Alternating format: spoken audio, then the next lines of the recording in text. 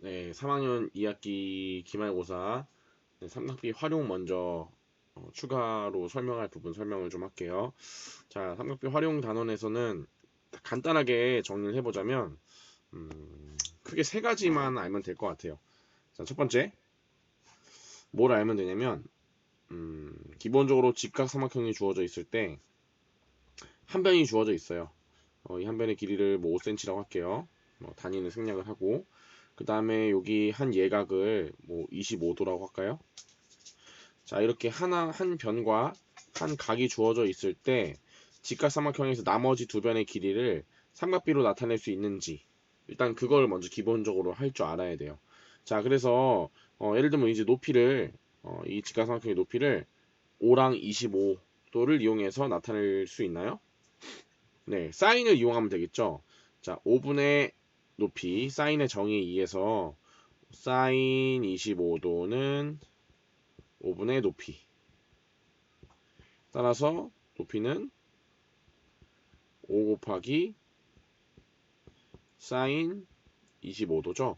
그래서 이렇게 다른 변의 길이를 한 나머지 한 변과 한 예각을 이용해서 또는 뭐 한 나머지 한 둔각이나 다른 각도를 이용해서 높이를 나타내는 방법 이런 걸 할 수 있어야 됩니다.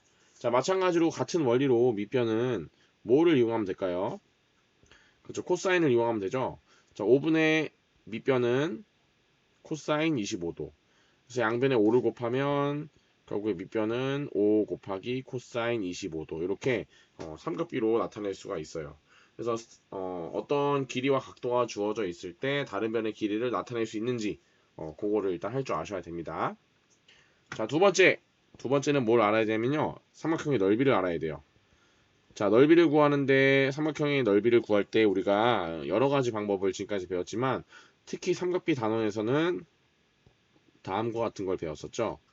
자, 두 변의 길이가 주어져 있고 그 사이에 끼인 각을 뭐 x도라고 할까요? 그 사이에 끼인 각을 x도라고 했을 때 요 삼각형의 넓이는 어떻게 표현이 됐냐면 2분의 1 곱하기 a 곱하기 b 곱하기 x에 대한 사인값. 자, 이렇게 됐었죠. 그래서 이게 사실은 예각 삼각형인 경우에도 마찬가지고 둔각 삼각형인 경우도 마찬가지예요. 또 직각인 경우도 마찬가지예요. 그래서 다 요 공식으로 통일이 되는데 다만 둔각인 경우에는 문제가 생겨요. 둔각인 경우에는 자, 여기를 A, 여기를 B, 여기를 X라고 한다면 사실 둔각의 경우도 이게 넓이를 의미하거든요.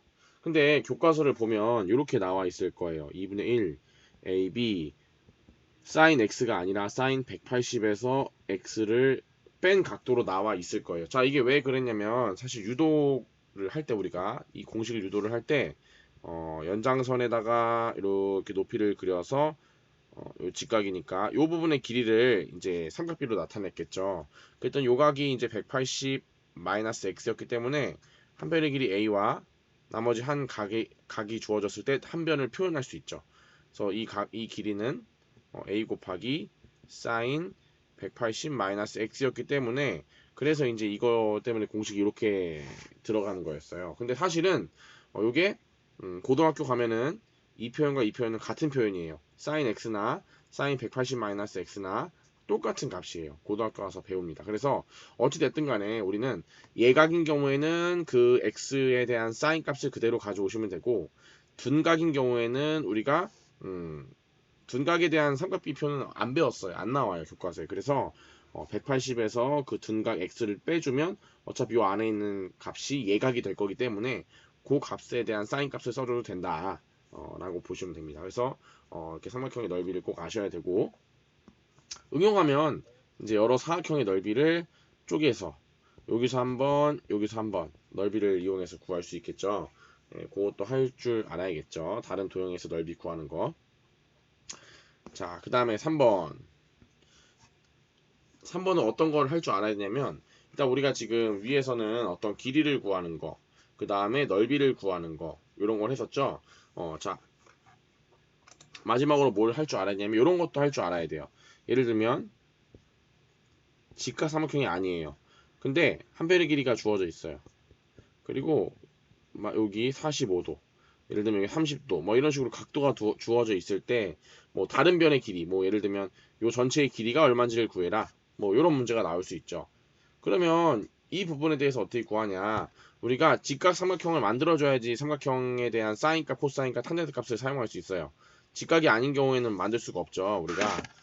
네.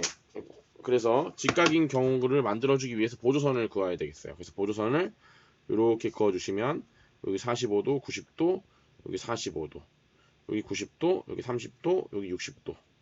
그러면 이제 1대 1대 루트 2, 뭐 1대 루트 3대 2 그거 이용해서 우리가 문제를 풀 수 있겠죠. 또는 한 변의 길이와 한 각을 알기 때문에 요 길이는 이 변과 45도에 대한 코사인 값을 곱해서 나타낼 수 있을 거고, 마찬가지 원리로 나머지 변들도 그런 식으로 나타낼 수가 있어요.